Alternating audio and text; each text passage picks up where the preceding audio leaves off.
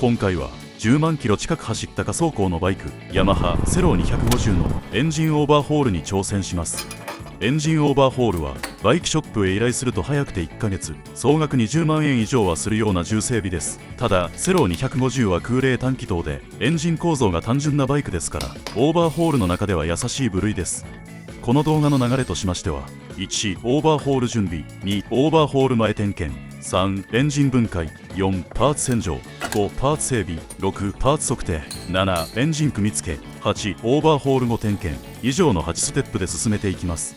そして最後に交換したパーツと総額をお知らせします。私は整備技術向上のためにバイクの重整備を積極的にやっているただのバイク好きです。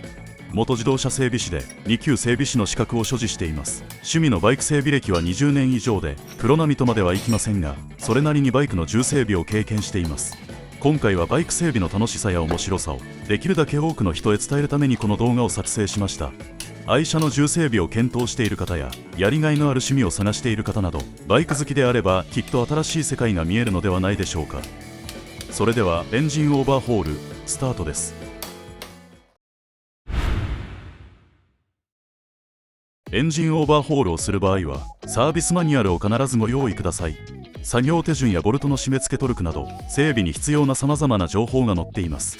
セロー250には3種類のモデルが存在します。キャブレターモデルの DG11J、 インジェクションモデルで O2 センサーなしの DG17J、 インジェクションモデルで O2 センサーありの DG31J。 サービスマニュアル購入の際はご注意ください。サービスマニュアルはほとんどがモノクロのためカラー写真があればもっと分かりやすいのにと思うことがよくあります。そんなサービスマニュアルの足りない部分を補完することをこの動画は目的としています。例えばパーツを測定しているときは右上に使用限度、ボルトを締め付けているときは右上に締め付けトルクを表示します。サービスマニュアルを参考にしながらわからない部分だけ動画を見るなどあくまでも補助的にご利用ください。エンジンオーバーホールにはレンチやドライバーなどの一般的な工具とは別にこの時にしか使用しない特殊工具がいろいろと必要です。また特殊工具には大きく分けて使用頻度の高い特殊工具と使用頻度の低い特殊工具があります。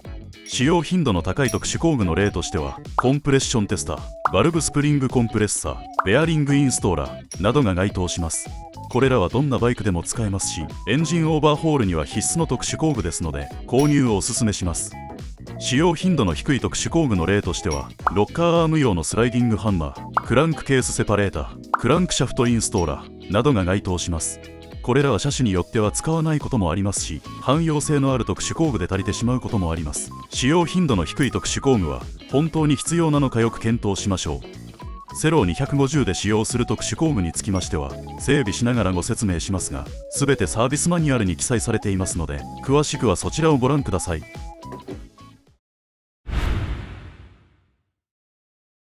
エンジンオーバーホールの前に各部を点検します。2008年式でインジェクションタイプのセロー250です。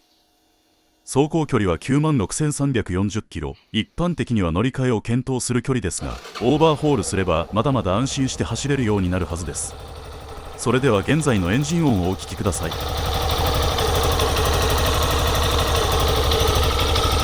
キンキンとした高音や周期的なこもったような音などなかなかにぎやかな異音が聞こえます。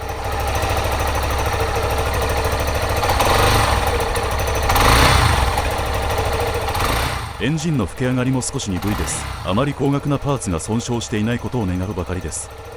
タイヤの空気圧やトウカ類など走行に関係のあるところは全て確認しましたので早速公道を走ってみましょう。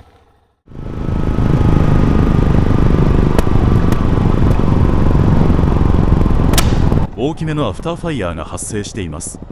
この年式のセローは排ガス浄化装置によりエキゾーストパイプ内へ外気を取り入れて未燃焼ガスを積極的に再燃焼させています。そのため排気音が多少ボコボコなるのは仕様なのですがちょっと音が大きすぎるようです。スロットル全閉で減速するとタイヤのパンクを疑うぐらいの音量でマフラーからパンパンと響いています。それ以外の不具合はアイドリングが少し不安定で加速時にもたつきが感じられます。オフロードも少し走ってみましたが車体はほぼ問題なさそうです。ハンドルはまっすぐで動きもスムーズなのでステムベアリングやサスペンションなどは良好のようです。クラッチ滑りはありませんしミッションも滑らかにつながります。試運転はこの辺にして次はエンジンの各部を詳しく点検します。エンジンオイル量を確認します。車体を垂直に起こしてレベルマークの間にオイルが見えれば正常です。エアフィルターを点検します。シート下にエアフィルターがありますので、ネジを外して蓋を取り外します。とても綺麗なので交換の必要はありません。バッテリーを点検します。電圧は 12.8V で正常ですが、これだけでは不安ですので、バッテリー診断機を使用して点検します。CCH を入力するだけで診断結果が表示されます。CCH の低下はほぼなくバッテリー良好です。バッテリーはそのまま使用できそうです。スパークプラグを点検します。スパークプラグを外す前に圧縮空気で周辺の汚れを吹き飛ばします。これを忘れるとシリンダー内に汚れが入ってしまったり、スパークプラグを取り付けるときに汚れを噛み込む可能性があります。スパークプラグで主に確認するのは外視脚部の色と電極の劣化具合です。色は理想よりも少し濃いめですが、異常というほどではありません。電極はほとんど劣化がないので、交換してからあまり走っていないと思います。エンジンの圧縮圧力を測定します。圧縮圧力は人間の血圧のようなもので、これを測定するだけでエンジンの健康度を簡易的に調べられます。コンプレッションテスターをプラグホールに取り付けて、スロットルを全開にしてスターターをしばらく回します。圧力計の針が上がらなくなったらその値を読み取ります。約 900kPa なので、冷感時の圧縮圧力としては少し低いです。エンジンが温まれば 10% 程度は圧力が向上しますので、1000kPa ぐらいにはなるはずです。サービスマニュアルによると、圧縮圧力の最小値は 1050kPa ですので、エンジンオーバーホール後に圧力が上がることを願いましょう。圧力測定が終わったら、スパークプラグを規定トルクで締め付けて、プラグキャップを取り付けます。それではいよいよ、エンジンオーバーホールを始めます。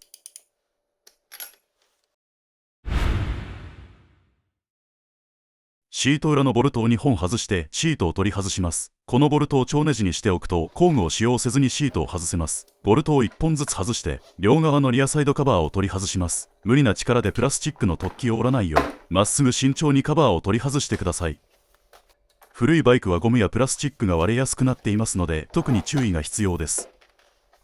安全のためにバッテリーのマイナス端子を外します。配線の抜き差しや燃料に関わる部分を整備する場合は、必ずバッテリーからマイナス端子を外しましょう。ボルトを片側2本ずつ外して、両側の燃料タンクサイドカバーを取り外します。タンク下の見えにくいところにもボルトがありますので、取り外し忘れないように注意してください。ボルトを外したカバーは上に持ち上げると外れます。プラスネジを1本外してフロントサイドカバーを取り外します。下側の爪を上に引き上げて外し、次に上側を手前に引いて外します。反対側のカバーも同様に取り外します。マフラーとエキゾーストパイプを取り外します。マフラーバンドのボルトを少し緩めてからマフラーの固定ボルトを取り外してください。マフラーは重いので落下させないように注意してください。エンジン前側のナット2つを外してエキゾーストパイプを取り外します。 DG31J は O2 センサーがパイプの途中についていますので、その場合は先にカプラーを外してからセンサーを取り外してください。燃料タンクのボルトを3本外します。前側ボルトの下にあるプレートも一緒に取り外します。燃料ホースを抜くために木片などでタンクの後ろ側を5センチほど浮かせます。ホースを外すとガソリンが少しこぼれますので、ホースの下に養生としてウエスを用意します。ホースのカプラーカバーをスライドさせて、カプラー両側のボタンを押しながらホースを引き抜きます。ラジオペンチではボタンを押すことが難しいため、ホースプライヤーなどの専用工具を用意するとやりやすくなります。またこのカプラーはプラスチック製で簡単に破損してしまいますので注意して作業しましょう。中央の爪を押しながら燃料ポンプカプラーを外して燃料タンクを取り外します。できるだけタンク内のガソリンを減らしておくと楽にタンクを取り外すことができます。エアクリーナーボックスを固定しているボルトを3本外します。左タンデムステップの間、エアクリーナーボックス後ろ側、バッテリー前側の3箇所です。ボルトの場所が分かりにくいのでご注意ください。傾斜角センサーのボルトを外します。エアクリーナーボックスを後ろにスライドした時に当たらないようにするためです。シリンダーヘッドブリーザーホースを取り外します。途中のクランプもマイナスドライバーなどで外してください。AIS のホースをパイプから取り外します。スロットルケーブルの固定ナットを緩めます。まだこの段階ではケーブルを外さなくて構いません。インテークマニホールドのバキュームホースを取り外します。スロットルボディにつながっているカプラを3つ外します。スロットルボディの前後クランプを緩めます。スロットルボディを取り外せる程度にホースバンドを緩めるだけで構いません。エアクリーナーボックスを限界まで後ろに下げるとスロットルボディの後ろ側が外れます。スロットルボディの全体を持ってインテークマニホールドから後ろへ引き抜きます。引き抜けたら上に取り外します。スロットルケーブルを2本取り外します。ボルトを3本外してツールボックスを取り外します。ボルトを1本外してハイテンションコードカバーを取り外します。ボルトナットを3本外してシリンダーヘッド上のエンジンブラケットを取り外します。固く締まっていますので工具が外れないようご注意ください。レンチやスピンナーなどの力をかけられる工具をお勧めします。ボルトとナットで締め付けられている場合はナットを回すことが推奨されます。ボルトの破損や破断を防止するのが最大の理由と言われています。スパークプラグを取り外します。18mm のディープソケットを使用します。タイミングマークを確認するための蓋とクランクシャフトエンドカバーを取り外します。専用工具を使用すると傷をつけずにスムーズに取り外せます。ボルトを2本外してカムシャフトスプロケットカバーを取り外します。プラスチックハンマーなどで軽く叩くと簡単に外れます。クランクシャフトを半時計回りに回してクランクシャフトの上支点マークとカムシャフトの上支点マークを合わせます。 H マークの後に来る縦線が上支点マークです。クランクシャフトを固定しながらカムシャフトスプロケットボルトを緩めます。工具が抜けないようにご注意ください。タイミングチェーンテンショナーのキャップボルトを少し緩めてから固定ボルトを2本外してタイミングチェーンテンショナーを取り外します。カムシャフトスプロケットを取り外します。タイミングチェーンがクランクケース内へ落ちないように固定します。結束バンドなどで上から吊るすことをお勧めします。前後のタペットカバーを緩めます。かなり固く締まっていましたのでヒートガンで周りを温めてからカバーを冷却して温度差で緩めました。シリンダーヘッドのパイプを取り外します。カプラーを外してからシリンダーヘッド裏のエンジン温度センサーを取り外します。カムシャフト側のシリンダーヘッドボルトを2本取り外します。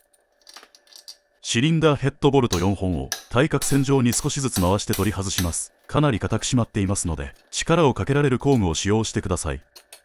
パフォーマンスダンパーがついている場合は取り外します。前後のタペットカバーを取り外します。シリンダーヘッドを90度回しながら取り外します。フレームにぶつかって塗装が剥がれるのが不安な場合はテープなどで養生してください。シリンダー周りのパイプのボルトを2本取り外します。ボルトを2本外してシリンダーを取り外します。ダウエルピンを2つ回収します。クランクケース内に異物が入らないようにウエスで塞いでください。ピストンピンクリップを外してピストンピンを取り外します。カーボンはそれなりについていますが損傷もなくとても綺麗なピストンです。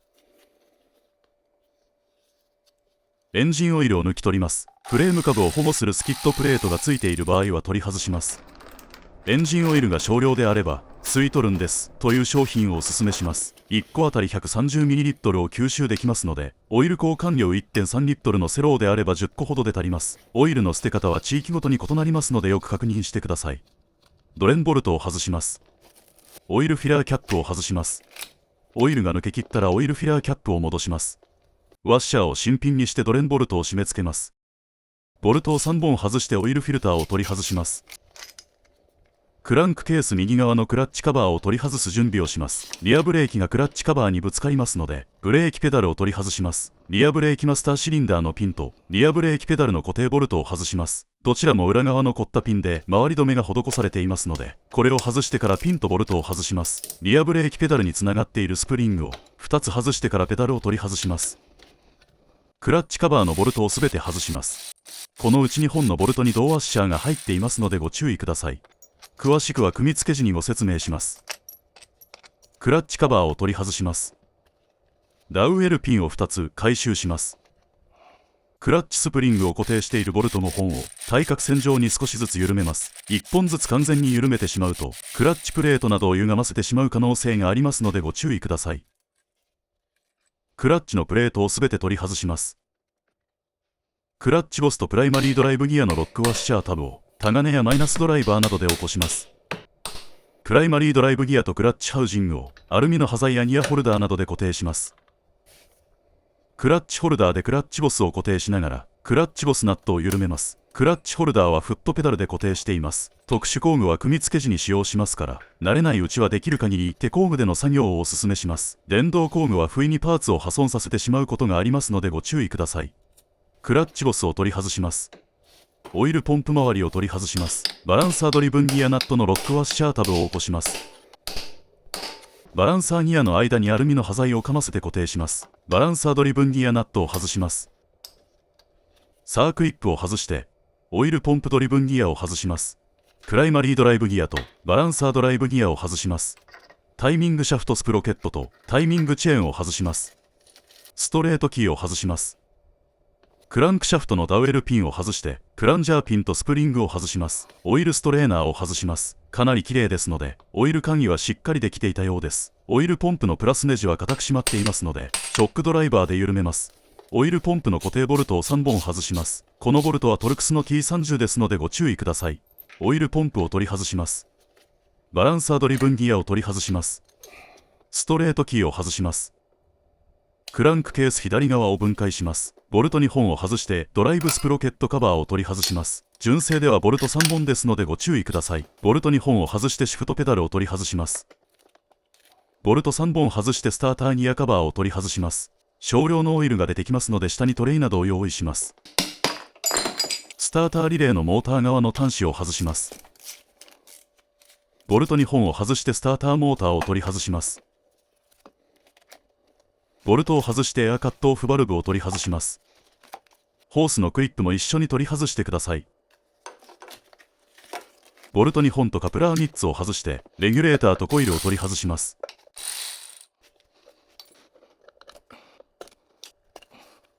ステーターのカプラー2つを外します。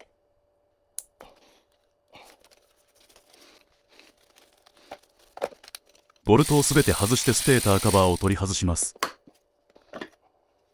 アイドルギアを取り外します。ダウエルピンを2つ回収します。プーリーホルダーでローターを固定してボルトを外します。ドライブスプロケットのボルトを緩めて取り外します。フライホイールプーラーでローターを取り外します。ウッドラフキー、スタータークラッチギア、ベアリング、ワッシャーを取り外します。ボールとシフトシャフトアッシーを取り外します。ボルト2本外してタイミングチェーンガイドを取り外します。ボルトを外してストッパレバーとスプリングを取り外します。ボルトを外してスピードセンサーを取り外します。スナップリング2つ外してスピードセンサーローターを取り外します。プッシュレバーの固定ボルトを外します。クラッチケーブルをプッシュレバーから取り外します。ボルト3本外してニュートラルスイッチのケーブルをフリーにします。ボルト1本外してクラッチケーブルホルダーを取り外します。車体からクランクケースを取り外す前にクランクシャフトの振れを確認します。プロであればこの段階では測定しませんが、道具が限られる DIY 整備では測定する利点がいくつかあります。1、クランクシャフトを取り外さない判断ができる。セロー250のクランクシャフトをクランクケースから脱着するには、セパレーターとインストーラーという2種類の特殊工具が必要です。DIY 整備では使用頻度の低い高価な工具の購入はできれば避けたいところです。2、クランクシャフトの振れを測定する器具が高価。クランクシャフトを取り外した状態で正確に振れを測定するには、精密な定板や V ブロックなどの高額な測定器具が必要です。これらの理由によりクランクケースを車体に乗せた状態で、クランクシャフトの振れとベアリングの両比を同時に判断しています。セロー250のクランクシャフトの振れ限度は 0.03mm で、実際に測定した振れは約 0.01mm なので、クランクシャフトを取り外さなくても良さそうです。クランクケースのボルトをすべて少しだけ緩めます。ホーンのカプラーを2つ外します。クランクケースを乗せるためのジャッキを用意します。私は PC スタンドの上にジャッキを乗せて移動を楽にしています。ダウンチューブとエンジンマウントのボルト7本を外します。クランクケースだけでもかなり重いため、落下させないようにくれぐれも注意してください。内部にエンジンオイルが残っていますので、大きなボックスを用意すると作業がはかどります。プッシュレバーを取り外します。サークイップとシールを取り外します。シフトシャフトのシールを取り外します。ニュートラルスイッチを取り外します。クランクケースを開けるようにシフトドラムセグメントの位置を調整します。クランクケースのボルトをすべて取り外します。プラスチックハンマーでクランクケースの厚い部分を軽く叩いてください。強く叩きすぎないように注意してください。すべてのギアやシフトフォーク等を取り外します。アウトプットシャフトのシールを取り外します。クランクシャフトをベアリングから取り外します。特殊工具を新しく購入するのは避けたいので、手元にあったストレートのクランクケースセパレーターを使用します。セパレーターをクランクケースにボルト2本で固定します。ボルトを少しずつ締め込んで、クランクシャフトをベアリングから押し出して取り外します。シリンダーヘッドを分解します。ボルト2本外してインシュレーターを取り外します。ボルト2本外してカムシャフトリテーナーを取り外します。ロックナットを外してバルブクリアランス調整スクリューを取り外します。M10 のピッチ 1.25mm のボルトをカムシャフトに取り付けます。カムシャフトを傷つけないよう慎重に引き抜いてください。特殊工具を使用して吸気と排気のロッカーアームシャフトを取り外します。YBR、TW、SR、SRX などヤマハ社ではよく使用する工具ですので純正の購入をお勧めします。両側のロッカーアームを取り外します。エキゾーストパイプのガスケットを取り外します。バルブスプリングコンプレッサーでバルブを縮めて、バルブコッターを抜いてバルブを取り外します。ステムシールを取り外します。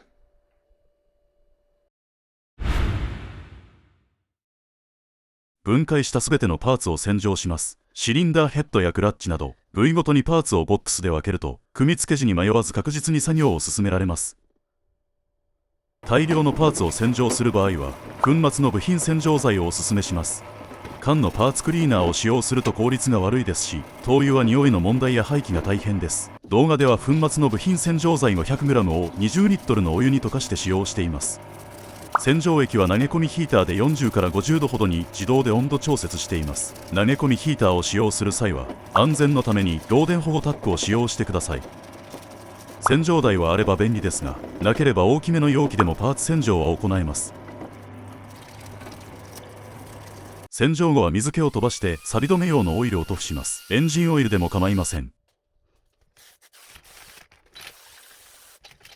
シリンダーやクラッチカバーなどの合わせ面はスクレーパーでガスケットをきれいに剥がしてオイルストーンで平滑にしてパーツクリーナーで洗浄しています。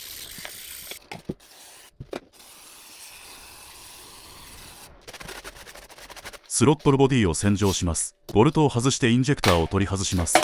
ネジ2本外してファストアイドル装置を取り外します。センサーなどの水に濡れてはいけない部分がありますので洗浄台は使わず洗浄します。インジェクション車対応のクリーナーをご使用ください。ストレートのスロットルバルブクリーナーが安価でおすすめです。キャブレター用のクリーナーはセンサーやゴムなどにダメージが残る可能性がありますので使用しないでください。スターターモーターを分解整備します。ボルト2本を外してモーターを分解します。コンミュテーターは破損や変色もほとんどなく綺麗です。ブラシの限度は 3.5mm ですが 9mm 以上あるので問題ありません。コンミュテーターを紙やすりできれいにします。接点復活スプレーで洗浄します。ブラシを広げながらアーマチュアーシーを挿入します。ワッシャー2枚を元の位置へ戻します。ケース前後のオーリング3つをシリコングリスを塗布して新品に交換します。磁力が強いのでアーマチュアをケースへ挿入する際に破損させないよう注意してください。フロントカバー、リアカバーと合わせマークを揃えてからボルト2本を締め付けます。手でシャフトを回してスムーズに回ることを確認します。スターターモーターにケーブルを取り付けます。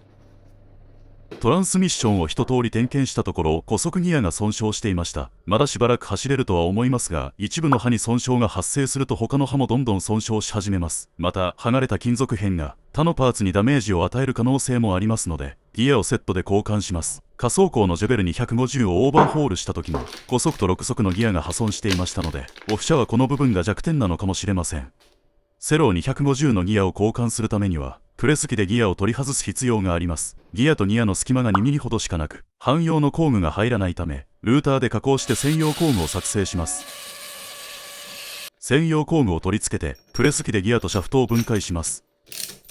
プレス機の圧力が上がりすぎる場合は一度取り外してよく確認してください。今回の場合は2トン以下の圧力で作業ができました。5速ギアを交換したらプレス機でシャフトに圧入します。少しでも斜めに圧入してしまうとパーツが横に飛んでくることがありますのでプレス機に顔を近づけないでください。プレス機や専用工具を用意するのが難しい場合はプロにこの作業だけ依頼することも検討してください。圧入したギアの位置が規定値であることを確認して交換完了です。続いてドライブアクスルの点検を行います。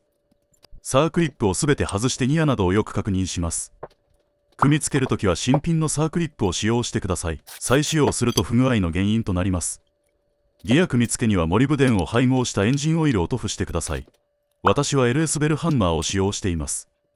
クランクケースのベアリングをすべて交換します。まずすべてのベアリングを取り外します。貫通していない小さなベアリングはベアリングプーラーで取り外します。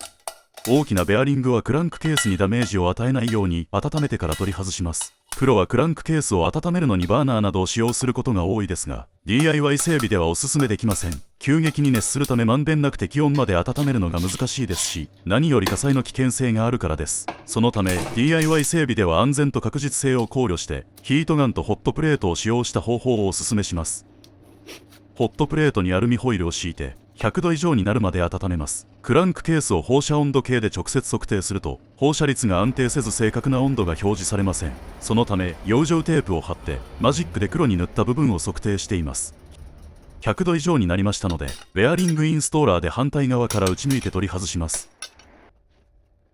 続いてベアリングをクランクケースへ取り付けます。クランクケースに使用するベアリングは温度が120度を超えるとダメージを受けると言われています。そのため温度差でベアリングを取り付ける場合は120度以下で作業を行うことが望ましいです。100度以上になりましたのでホットプレートから引き上げます。ここから120度までヒートガンでクランクベアリング周辺を集中的に温めます。120度になりましたので冷凍庫で冷やしていたベアリングを挿入します。叩き入れる場合はベアリング外形のサイズに合ったベアリングインストーラーを使用してください。その他のベアリングはホットプレートでクランクケース全体を温めて取り付けます。クランクケースが冷えてからベアリングインストーラーで叩いてしっかりと奥までベアリングが挿入されていることを確認します。バイクで長距離を走行するとバルブとバルブシートの間にカーボンなどのゴミが挟まりシリンダーヘッドから圧縮が漏れることでエンジンのパワーを最大限に発揮できなくなります。この症状を解消するためにエンジンのオーバーホールではバルブとバルブシートのすり合わせを行います。まずすり合わせを行う前に現在のバルブの密着状況を確認します。私の場合はバルブスプリングを取り付けていない状態でシリンダーヘッドを逆さにして10分間漏れが発生しない場合に合格としています。使用している液体は台所用洗剤を少しだけ含ませた水です。何より処理が一番楽だからです。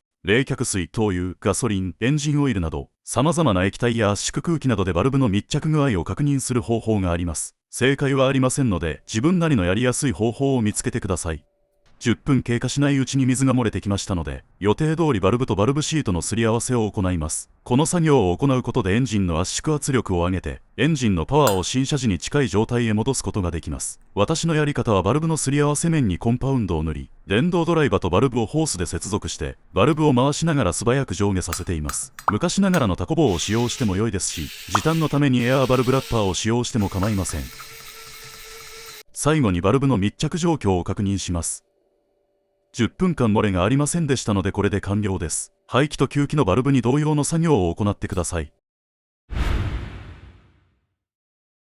分解したパーツの測定を行います。測定値が使用限度を超えている場合は交換の必要があります。使用限度まで達していない場合は整備難易度や予算と相談して交換を判断します。セロー250の注意点としまして排ガス規制の影響でDG11J と DG17J はシリンダーヘッドやトランスミッションが共通、DG17J と DG31J はシリンダーやピストンが共通と思われます。そのため使用限度は2種類ありますのでご注意ください。また測定結果をすべて動画にするときりがありませんので重要と思われるパーツだけ抜粋してご紹介します。まずはシリンダー内径を測定します。各パーツの詳しい測定方法につきましては YouTube に分かりやすい動画が多数ありますのでそちらをご覧ください。シリンダー内径を6点測定して最大値は 74.022mm でした。使用限度は 74.066mm ですのでまだまだ使えそうです。縦傷などの損傷は全くなくクロスハッチも残っていて適切なオイル管理と暖気運転をしていたようです。円筒度や新円度も問題ありませんのでこのまま再使用します。ピストンリングの合い口隙間はトップリング 0.38mm、セカンドリング 0.50mm でどちらも使用限度に達していないので再使用します。予算に余裕のある方は交換をお勧めします。ピストン外径は 73.998mm でした。側面に目立つ傷もなく使用限度内なので再使用します。ピストンピン外径は 16.995mm で使用限度内なのでこちらも再使用します。バルブスプリングの長さを測ります。インナースプリングが 35.88mm と 35.78mm、アウタースプリングが 36.50mm と 36.51mm、すべて使用限度内なので再使用します。バルブシートあたり幅を測定します。バルブのすり合わせで銀色に変わったバルブシートの幅を測ります。吸気側が 1.55mm、排気側が 1.63mm でした。使用限度内なので問題ありません。カムシャフトを測定します。排気カム 36.62mm、吸気カム 36.58mm、すべて使用限度内で問題ありません。ついでにカムシャフトのオーリングを新品に交換します。オイルポンプを測定します。隙間はすべて 0.15 ミリ以下で正常でした。このままオーリングを交換して組み付けます。ローターが正常に回ることを確認して完了です。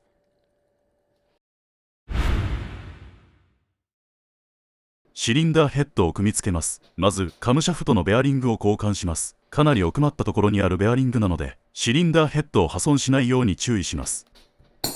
交換するベアリングをプーラーで取り外します。養生テープを貼り付けるスペースがないので、放射温度計の放射率を 0.70 に設定して妥協します。ヒートガンでシリンダーヘッドを温めます。100度を超えましたので、冷凍庫で冷やしていたベアリングを挿入します。ベアリングインストーラーで叩いて奥まで挿入します。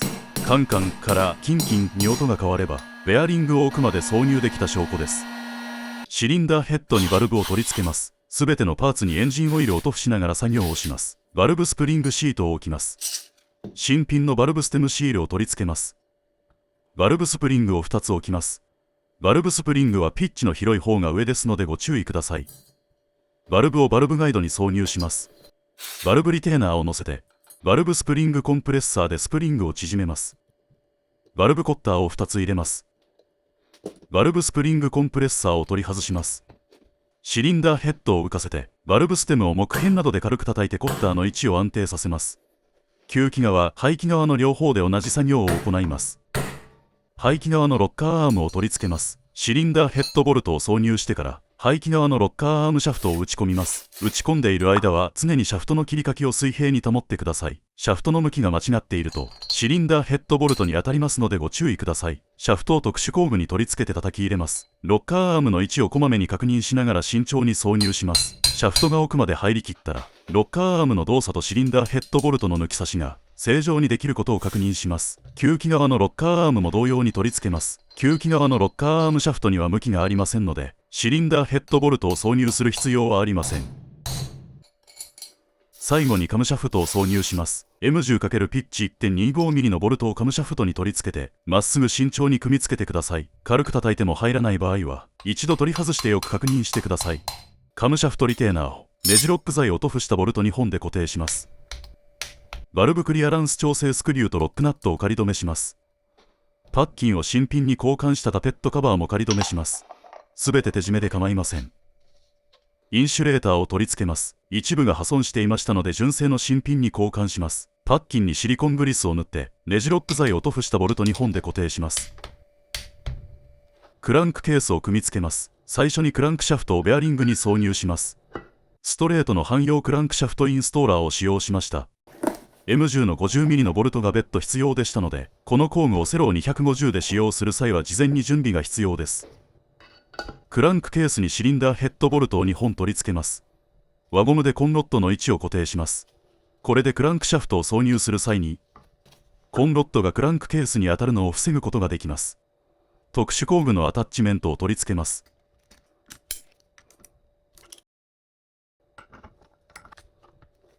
ナットを締め込んで、クランクシャフトをベアリングへ少しずつ挿入します。コンロッドがクランクケースに当たらないように、くれぐれも注意してください。クランクシャフトが問題なく動作することを確認します。クランクシャフトのフレや型などはなく、今回は再使用しても問題ありません。もしクランクシャフトのオーバーホールをプロへ依頼する場合は、新品クランクシャフトへの交換をお勧めします。クランクシャフトのオーバーホールは、部品代、工賃、送料込みでだいたい2から3万円。新品のクランクシャフトは、モノタロウで全品 10% 引きの日に購入すれば約 3.5 万円で、取り外したクランクシャフトをフリマサイトなどで売却すれば、差し引き3万円以下で購入できます。ベアリングリテーナーを取り付けます。ネジロック材を塗布して締め付けてください。すべてのパーツにエンジンオイルを塗布しながら組み付けてください。メインアクスルとドライブアクスルをベアリングに挿入します。ギアなどの高負荷となるパーツは、モリブデングリスをエンジンオイルに混ぜるとなお良いです。シフトフォーク L を下。シフトフォーク C を中央。シフトフォーク R を上に取り付けます。すべて文字を上向きにします。シフトフォーク3つを横にずらしてから、シフトドラムを取り付けて、シフトフォークの出っ張りをドラムの溝に入れてから、シフトフォークガイドバーを挿入します。バランサーをベアリングに取り付けます。メインアクスルを回しながら、シフトドラムを回して、1速、ニュートラル、2速、3速、4速、5速まで正常に変速することを確認します。クランクケースの組み付けには液体ガスケットが使用されていますので、ボルトに液体ガスケットがこびりついています。このまま締め付けるとネジ穴を壊してしまう可能性がありますので、ダイスを使用して液体ガスケットを除去します。クランクケースのボルトは長さが4種類あります。一番長いボルト3本はパッキンを使用しますので、新品をご用意ください。クランクケースの合わせ面をシリコンオフなどで脱脂します。これをやらないと組み付け後にオイル漏れの原因となることがあります。液体ガスケットを使用する合わせ面は必ず脱脂しましょう。クランクケースの合わせ面に液体ガスケットを塗布します。純正指定は3ボンド1215です。塗りすぎに注意してまんべんなく塗り広げます。ダウエルピンを取り付けます。クランクケースを慎重に合わせます。クランクケースの切り欠きにシフトドラムが当たらない位置に調整して、プラスチックハンマーで軽く叩きながら少しずつ挿入します。パッキンをつけた 70mm のボルト3本をこの位置に挿入します。60mm のボルト2本をこの位置に挿入します。55mm のボルト3本をこの位置に挿入します。50mm のボルト4本をこの位置に挿入します。すべてのボルトをトルクがかからない程度に締め付けます。クランクシャフトとアウトプットシャフトがスムーズに回ることを確認します。ここでシャフトが回らない場合は、ベアリングやクランクシャフトの組み付けに失敗していますので、クランクケースを開いてよく確認してください。クランクケースのボルトを対角線上に少しずつ回して締め付けます。アウトプットシャフトのシールを取り付けます。内面にグリスを塗って、リップ部を傷つけないように、シャフトをビニールなどで養生してから挿入します。ディープソケットを使用するとシールが入りすぎてしまうことがありますので、平らな木片などを使用した方が確実です。シフトシャフトのシールも同様に取り付けます。ニュートラルスイッチを取り付けます。パッキンは基本的に全て新品へ交換してください。スピードセンサーローターを取り付けます。新品のスナップリングで挟んで固定します。タイミングチェーンガイドをボルト2本で取り付けます。ネジロック剤を塗布してください。ネジ部にネジロック剤が残っている場合は、タップとダイスで除去した方がトラブルを未然に防げます。ストッパーレバーをボルトで取り付けます。ボルトにネジロック剤を塗布してください。スプリングを少し押し返しながら締め付けますので、指を挟まないように注意してください。シフトシャフトを取り付けます。シャフトの先を養生してシャフトにエンジンオイルを塗ってください。クラッチのプッシュレバーシャフトを取り付けます。そのためにオイルシールを先に取り付ける必要があるのですが、オイルシールを取り外すときに傷をつけてしまったため、液体ガスケットを傷の上に塗ってからシールを取り付けます。圧力がかかる部分ではありませんので、この程度の傷であれば液体ガスケットで補修できます。オイルシールのリップ部にはグリスを塗ってください。サークリップを取り付けます。プッシュレバーにエンジンオイルを塗って、スプリングを取り付けてからシャフトに挿入します。パッキンをつけたプッシュレバーホールディングボルトを締め付けます。クランクケースのみの重さを測ると約 15.5 キロでした。エンジン全体であれば40キロぐらいになると思います。エンジンをオーバーホールする際の参考にしてください。クランクケースをダウンチューブに取り付けます。セロー250はフレームからダウンチューブを分離できますので、DIY でもエンジン脱着がとてもやりやすくて助かります。ボルト7本に錆止め用のグリスを塗って取り付けます。ボルトとナットの座面にグリスがつかないように注意してください。締め付けトルクが過剰になってしまう可能性があります。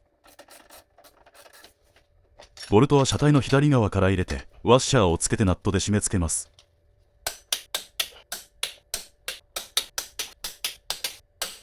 ホーンのカプラーを2本接続します。クラッチケーブルホルダーを取り付けます。ボルトをアース線と一緒に締め付けます。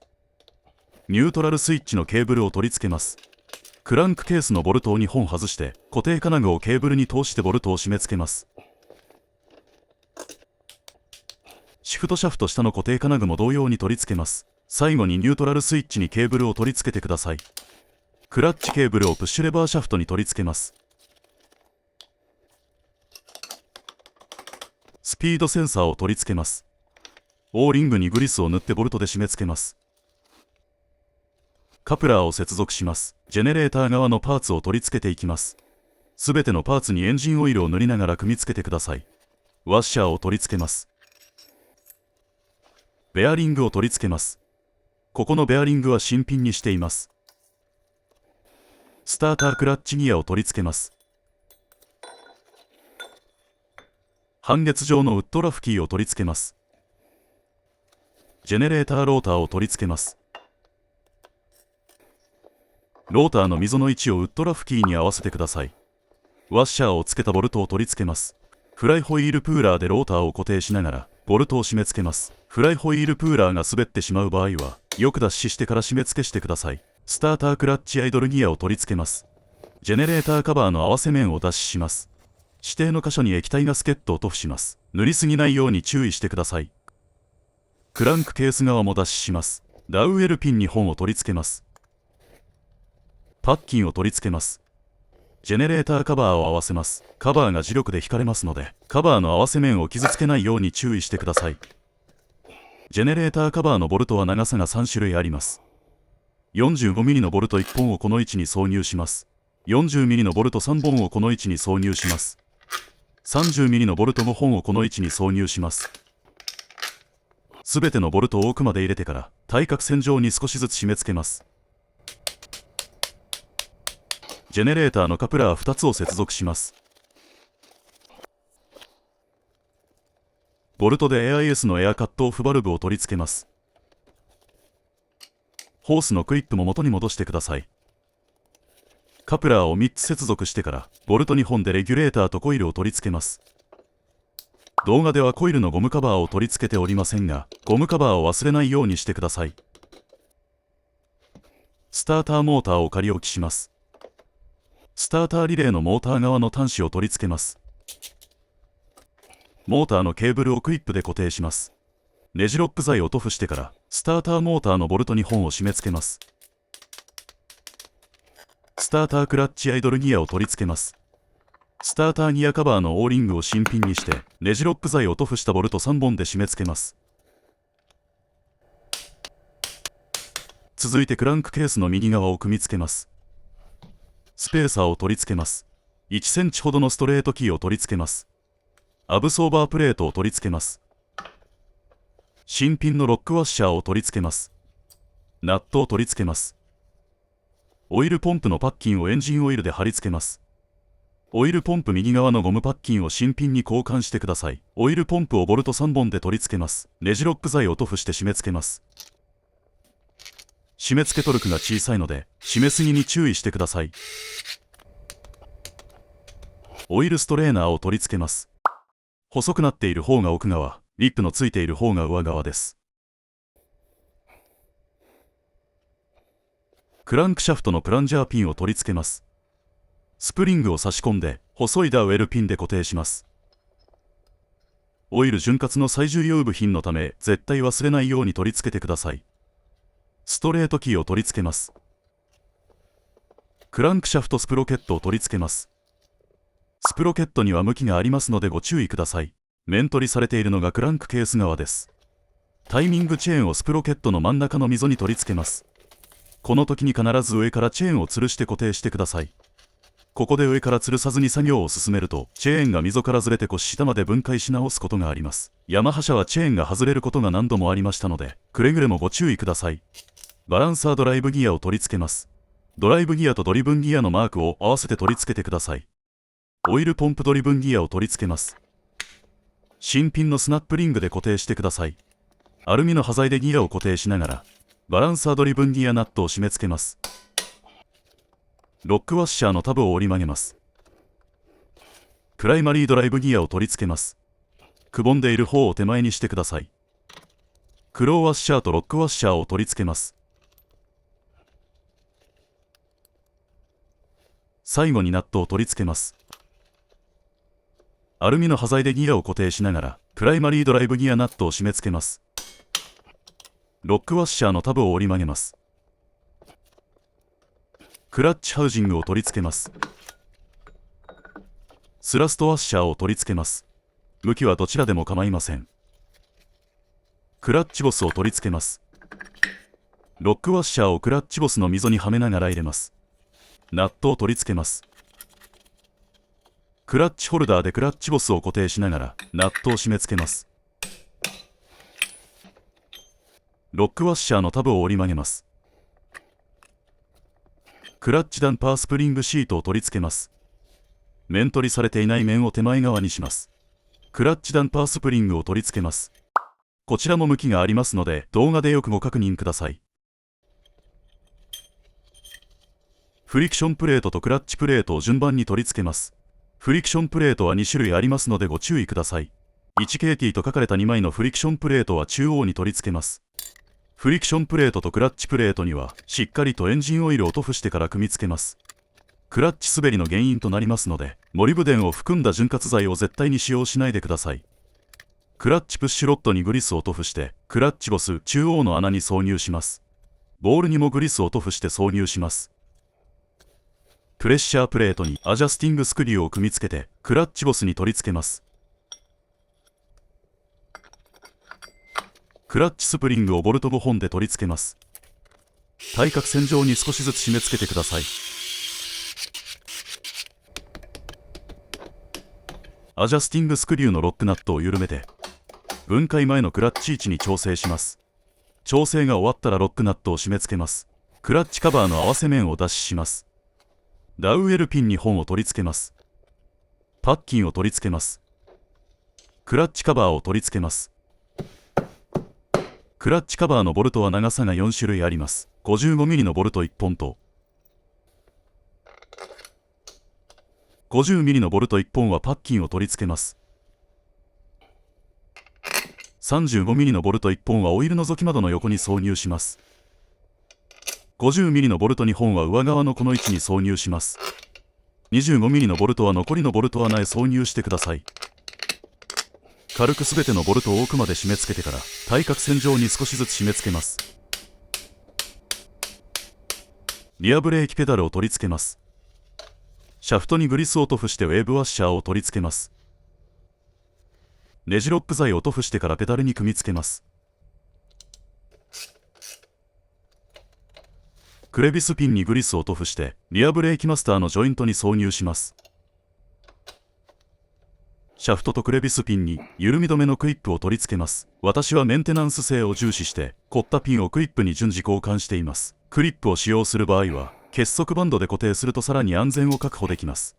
テンションスプリングを取り付けます。最後にリアブレーキの動作を確認します。シフトペダルを取り付けます。シャフトにグリスを塗布してウェーブワッシャーを取り付け、シャフトを締め付けます。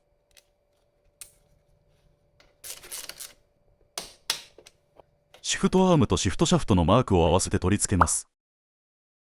シフトアームをボルトで締め付けます。ドライブスプロケットを取り付けます。ロックワッシャーを折り曲げられる位置に取り付けます。へこんでいる面を奥側にしてナットを取り付けます。リアブレーキを踏みながら 30mm のソケットでナットを締め付けます。ロックワッシャーのタブを折り曲げます。ボルト2本でドライブスプロケットカバーを取り付けます。純正であればボルト3本ですのでご注意ください。続いてエンジンの上側、通称腰上を組み付けます。ピストンリングをピストンに取り付けます。エンジンオイルを塗布しながら組み付けてください。オイルリングと上下のオイルリングレール、セカンドリング、トップリングの順で組み付けます。セカンドリングとトップリングは、新品であればマークがありますので、マークの面を上に向けてください。それぞれのピストンリングの合い口隙間は図のように決まっていますのでご注意ください。ピストンの点のマークが排気側です。片側のピストンピンクリップを取り付けます。シリンダーガスケット、オーリング、ダウエルピン2つをクランクケースに取り付けます。クリップがクランクケース内に入らないようにウエスなどで穴を塞ぎます。ピストンの向きに気をつけて、ピストンピンを入れてからピストンピンクリップを取り付けます。シリンダーにピストンを挿入します。ピストンを上支点の位置にしてピストンリングを縮めながら少しずつシリンダーを挿入してください。この時にダウエルピンやオーリングがクランクケース内に落ちないよう注意してください。排気側のタイミングチェーンガイドを取り付けます。シリンダーヘッドのダウエルピン2つを取り付けます。シリンダーヘッドガスケットを用意します。シリンダー固定ボルト2本を取り付けます。この段階ではまだ締め付けません。シリンダーヘッドを90度回しながら取り付けます。フレームを傷つけるのが不安な場合はテープなどで養生してください。シリンダーヘッドボルト4本のネジ部にモリブデングリースを塗布してください。ボルトにエンジンオイルを塗布した新品のパッキンを取り付けてからシリンダーヘッドへ挿入します。ボルト2本でガスケットを挟んで AIS パイプを取り付けます。AIS パイプを固定しているシリンダーヘッドボルトは上下をパッキンで挟んで挿入します。AIS パイプのボルト2本を締め付けます。シリンダーヘッドボルト4本を締め付けます。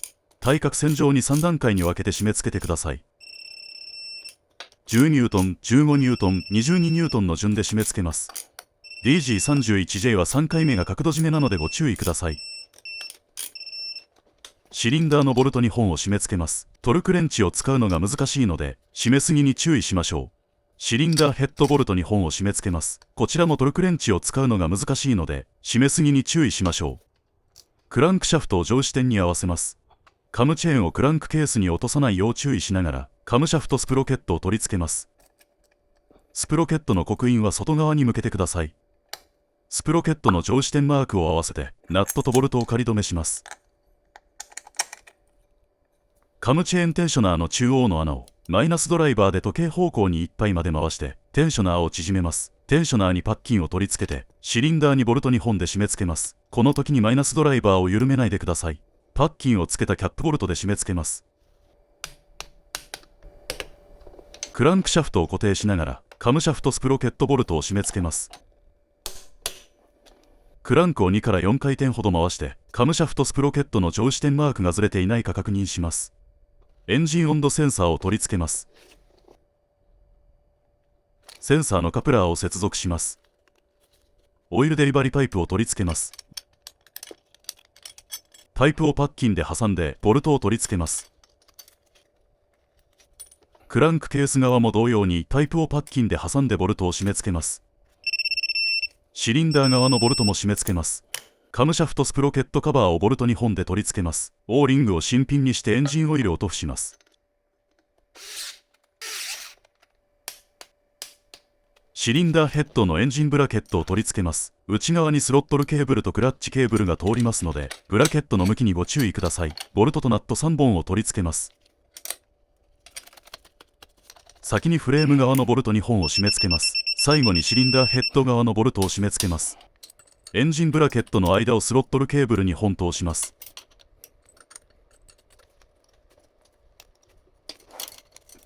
バルブクリアランスを調整します。吸気側の作業をしながらご説明します。クランクシャフトを上支点に合わせます。バルブクリアランス調整とは矢印の隙間を適切な値に調整することを指します。この隙間が大きすぎたり小さすぎたりするとアイドリングでカチカチと大きな異音がしたり暖気後にアイドリングしないなどの症状が発生することもあります。最初にシックネスゲージを隙間に刺して現在の隙間を確認します。シックネスゲージを隙間に挟んで引き抜いた時にチーズを切るぐらいの抵抗がある状態が現在のバルブクリアランスです。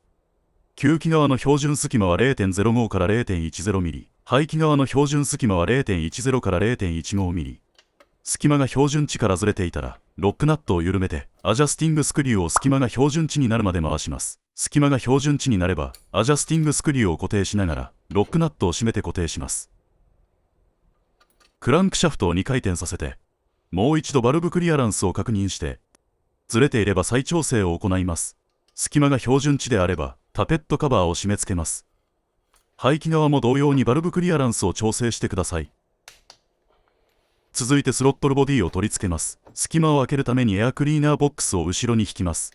スロットルボディにスロットルケーブルを2本仮付けします。ナットの締め付けはスロットルボディを固定してから行いますのでまだ締めないでください。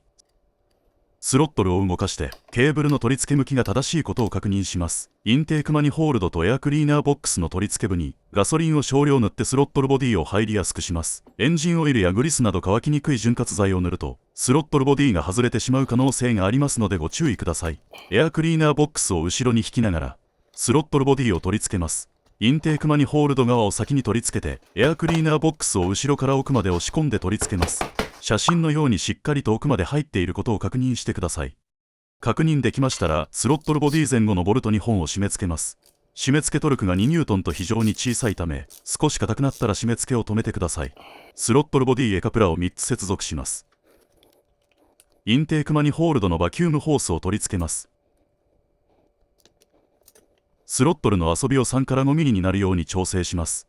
ハンドルを左右にいっぱいまで切った状態でも、スロットル回路が変化しないことを確認してください。スロットルケーブルの固定ナットを締め付けます。AIS のホースを取り付けます。途中の固定クランプを取り付けてから、シリンダーヘッドブリーザーホースを取り付けます。スロットルケーブルの下側を通しますのでご注意ください。パフォーマンスダンパーをボルト2本で取り付けます。ハイテンションコードカバーをボルトで取り付けます。ツールボックスをボルト3本で取り付けます。傾斜角センサーをボルトで取り付けます。エアクリーナーボックスをボルト3本で取り付けます。ネジロック剤を塗布してください。燃料タンクを取り付けます。タンク下のカプラーを取り付けてから燃料ホースを接続します。ホースをまっすぐ奥まで接続したら、茶色のカプラーカバーをスライドさせてロックします。燃料タンクをボルト3本で取り付けます。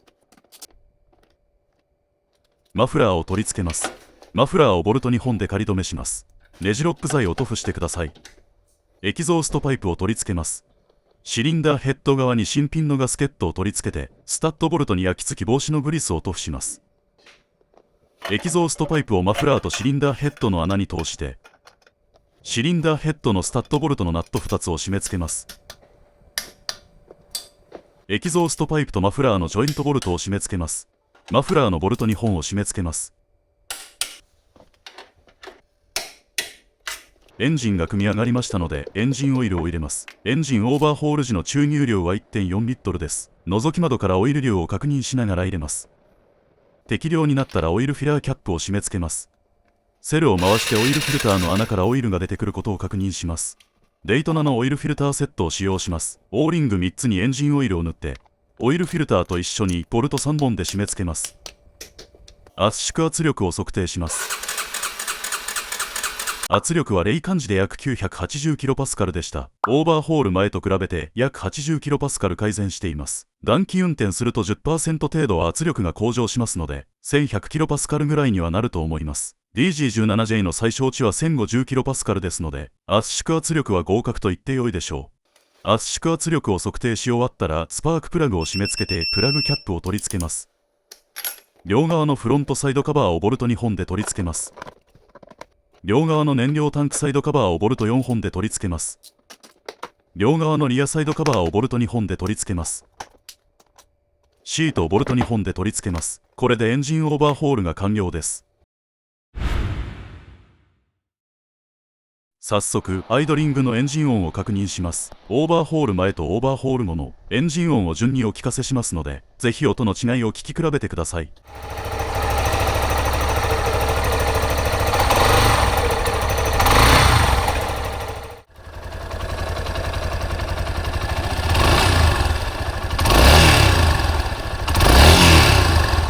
高温のキンキンとした異音と数秒ごとの周期的なこもるような異音が完全になくなっています。高温の異音はエキゾーストパイプのボルトが緩んでいた可能性が高いです。周期的なこもるような音はベアリングの劣化による異音だと思います。どちらもオーバーホールで解消したため異音がなくなりました。これで安心してバイクに乗ることができそうです。それでは試運転に行ってみましょう。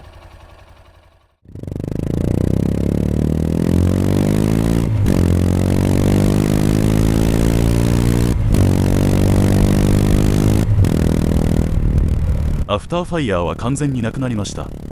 アイドリングの安定感も文句のつけようがありません。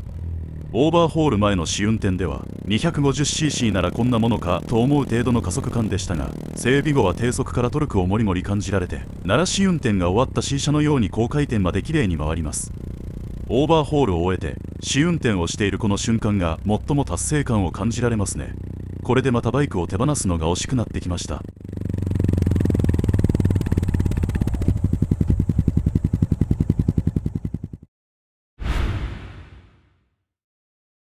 長らくお待たせいたしました。エンジンオーバーホールにかかった費用を発表します。エンジンオイル、オイルフィルター、スパークプラグ2700円。この3点セットは納車整備で必ず交換しています。エンジンオイルは 1.4 リットル分で算出しています。シール、クリップ、パッキン、ガスケット類18,200円。エンジンをオーバーホールするときには全て交換します。ガスケットやパッキンは社外品を使用することで費用を節約しています。クランクケースやシリンダーヘッドのベアリング10個6,800円。ベアリングは安価なのでできる限り交換しています。純正で揃えると高額になりますが、ベアリングのサイズと仕様を直接指定して注文するとこの値段になります。カムシャフト右側とクランクシャフトのベアリングは特に異常が見られなかったので再使用しています。トランスミッション5速ギアセット9,500円。ギアの刃が損傷していましたのでセットで交換しました。ギアはクランクケースを割らないと交換できないので、少しでも損傷を見つけたら交換しています。経験上、下走行のバイクは5速や6速のギアが損傷していることが多くあります。インシュレーター4,500円。ゴムが硬化して破損していましたので純正の新品に交換しています。格安社外品のゴムは耐久性がないことが多く、すぐに破損してしまいますので純正を強くお勧めします。カムタイミングチェーン1,700円。劣化を確認する手段がないので念のために交換しました。新品と取り外したチェーンを比べましたがほとんど長さが一緒でした。スターターリレー社外品2,580円。スタータースイッチを押しても3回に1回ぐらいセルが回らないことがありましたので交換しました。動画では音時の抵抗値を測定してリレーの不具合を確認しています。正常であれば抵抗値は10オーム以下になります。実はこのリレーは3回交換していまして、格安社外品、純正中古品、評価の高い社外品の順に取り替えてやっと正常にセルが回りました。予算に余裕があれば純正新品をおすすめします。エンジンオーバーホールの総額は45,980円でした。工具や油脂類などは含まれていません。エンジンオーバーホールによる技術力向上と整備内容を完全に把握したバイクに乗れる安心感を得られると考えるととても安い出費だと思います。人件費や技術料は含まれていませんので、プロに依頼する際はくれぐれもこちらの金額を参考にしないでください。いかがでしたでしょうか。セロー250のエンジンオーバーホールは初めての経験でしたが、単気筒で構造も単純なためとても楽しく整備ができました。一部のフレームを外すことができてエンジンの脱着も一人で容易にできましたので、 DIY でオーバーホールをするならかなり良い素材だと思います。オーバーホールにかかった時間としては、1回目は撮影と編集をしながら2ヶ月、2回目は作成した動画を見ながら1週間で完了しました。初めての動画制作でしたので、動画の有用性を確認するため2回連続でオーバーホールをしています。足回りのオーバーホールも同時に行っていましたが、あまりにも動画が長くなりそうでしたのでエンジンのみをご紹介しています。今後も様々なバイクのオーバーホール動画を定期的に公開していく予定です。もしこの動画が役に立ったと感じていただけましたら、チャンネル登録、高評価をよろしくお願いいたします。最後までご視聴いただきありがとうございました。それではまた次の動画で